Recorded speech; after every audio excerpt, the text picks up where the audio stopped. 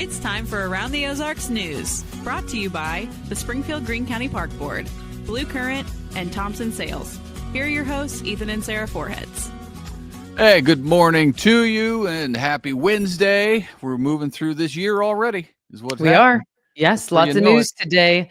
Yeah. Almost 20 Southwest Missouri lawmakers are going after the state public defender's office, which is essentially funded by taxpayers, because Rowan Ford's stepdad works there and has for a while. You will remember Rowan Ford was the 9-year-old girl from Stella who was brutally raped and murdered in 2007. Now, multiple lawmakers have written a letter to the Public Defender's Commission saying that keeping David Spears on payroll since 2016 after he was paroled is vicious, outrageous, and defies reason. Meanwhile, the co-defendant in the case, Chris Collings, was executed last month. Big difference. Spears, along with Collings, confessed to the rape and murder initially. And in all of Collings' court cases, he always said that David Spears was the mastermind. Ultimately, David Spears made an agreement with prosecutors to dismiss the murder and rape charges, and he ended up pleading guilty to lesser charges, much lesser charges, of felony child endangerment and hindering prosecution. In 2012, he was sentenced to 11 years in prison. Shortly after his release, but before he was actually off probation, Spears went to work for the state public defender's office, where he still works today. He was actually hired there by his trial attorney's husband. So he worked for them for almost 2 years before his probation even ended. Wow. And that's been going on a long time now. But lawmakers are just now doing something about it because probably the Collings case brought everything back to light about Rowan Ford's murder. Well, to be honest, I knew that he worked there. And I had a massive problem with it, but I'm like, who am I? And I just thought, okay, you do the crime, you pay the time, which, let's be honest, come on, really? That's it? Especially when the co-defendant in the case is being executed. But to be honest, I don't know if he got 11 years. He got 11 Yes. years? Yeah. But did he serve all 11? No. Mm-mm. Even No. close? No, because in 2012, he was sentenced to 11 years. And by 2016, he was on the state's payroll. Well, the murder was 2007, right? Right. Yeah. Wow. And so he got time served. Anyway, all of that to say, sometimes we, myself included, assume that people know things, and they don't. They literally have no idea. I have people constantly who come up to me. Do you remember when you covered my dad's murder charge? I'm like, I have no clue who your dad is. You know what I mean? They just assume that I know things because maybe I cover the story, but I'm like, I don't put the pieces together. I'm just doing my job day in, day out. But on this case, I wouldn't be surprised if the lawmakers didn't know. I guarantee you the prosecutors knew and were probably bothered by it in the state.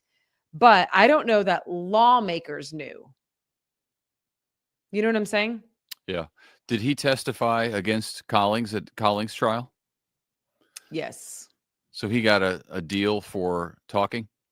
I don't want to say I know for right. sure. I'm pretty sure, but it's been, 18 years. Well, I'm just trying to think of how that could have happened.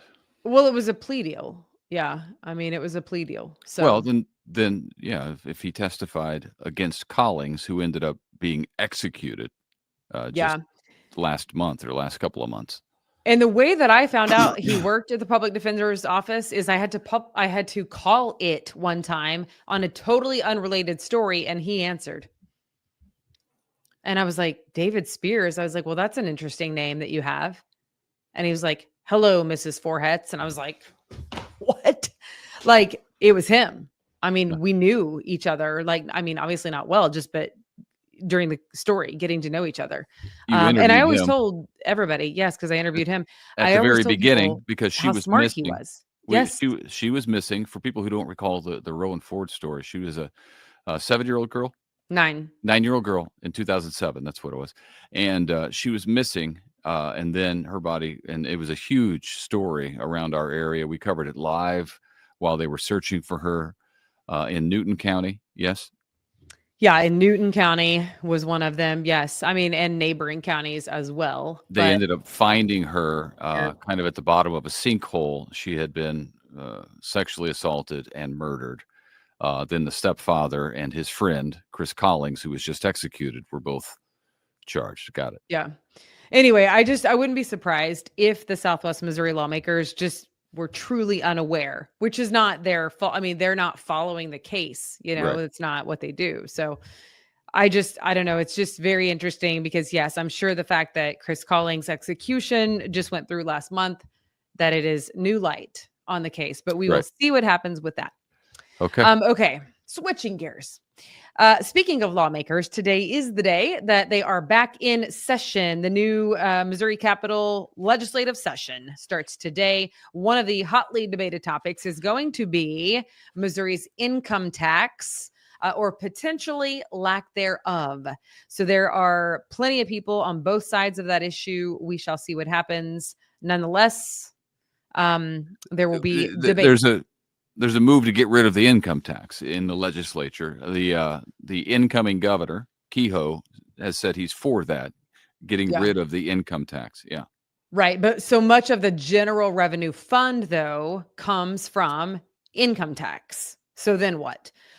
But we have other states, obviously. You came from one, Florida. I came from one, Texas, that don't have an income tax, and they make it work in a different way. So, I mean, it's possible because it works elsewhere, but I mean, certainly if you read the arguments on both sides, like you will see, you'll see, but it's just an interesting thing because I mean, can you even imagine if that actually went away? That'd be pretty wild. Be a lot of money in our pockets. Sure would be. Yeah. All right. That it for you? That's it. Okay. Hey, we got two stories in the first 7 minutes. I'm sorry. I was on a soapbox, and when I saw that the lawmakers were doing something, I was like, this is going to be long, but I'm diving in. Yeah. We're in the first cold snap following a winter storm of 2025. More snow is being forecast for Friday as well. So because of that, we are being warned about fly-by-night companies that go door to door. Usually happens after wind, snow, and ice storms cause damage. Sometimes they're scammers. That's the problem. Sometimes they're scammers who get paid a deposit by the homeowner and then never show up to do the business or come back once and start it, and then are never seen again. The Better Business Bureau advises us to only use trusted companies to do that kind of work. So heads up as we really just begin winter. Branson Public Schools will be getting a new superintendent for next year. Current leader Brad Swafford is resigning at the end of this school year. He's been superintendent of schools in Branson since 2016 and had been a teacher in the district for the last 30 years. So he is a longtime Branson educator. The district is beginning a search for his replacement. Not sure what he's going to do. Work is supposed to start next week on a new construction project on Commercial Street. $13.5 million development will be a 4-story apartment building with retail space and a business incubator for that area on the first floor. Apartments are described as affordable. So affordable housing on Commercial Street. The Community Foundation of the Ozarks just gave out $66,000 to 8 local nonprofits to promote outdoor activity.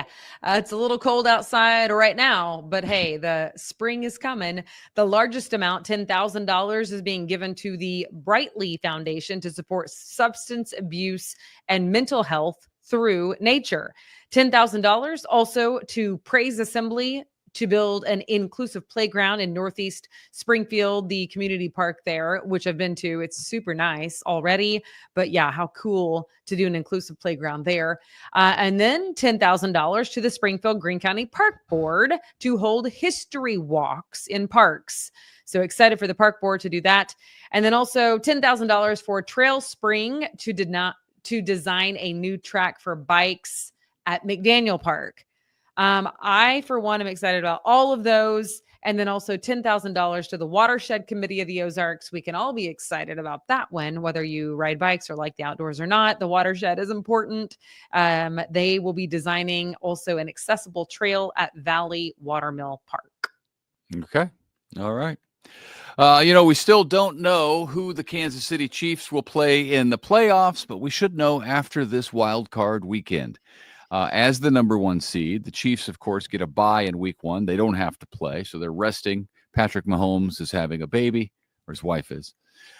In the divisional round of the playoffs, the Chiefs will play either one of these 4 teams.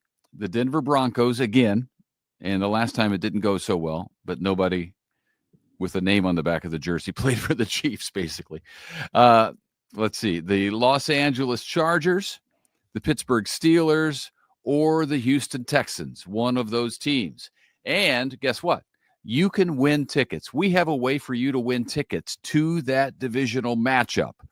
Stick around for about, 30 seconds to a minute more, and I will tell you how you can win those tickets. All right. That is next. But first, the Dickerson Park Zoo is offering you the chance to be part of naming cheetah triplets that were born a couple months ago.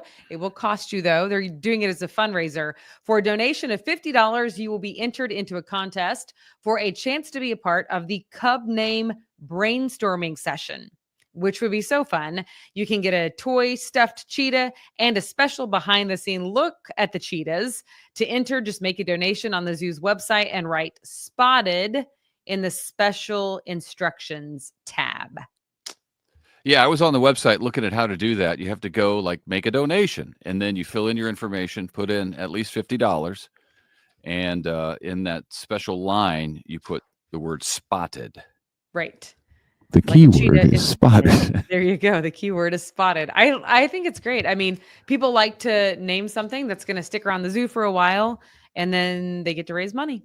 Well, it's the first time I've seen that done as a fundraiser, because normally it's done as, enter a contest, and somebody will pick the winning name, and we'll name the animal after whatever you decide. Around the Ozarks and Vietti Marketing have your chance to win those Kansas City Chiefs divisional playoff game tickets.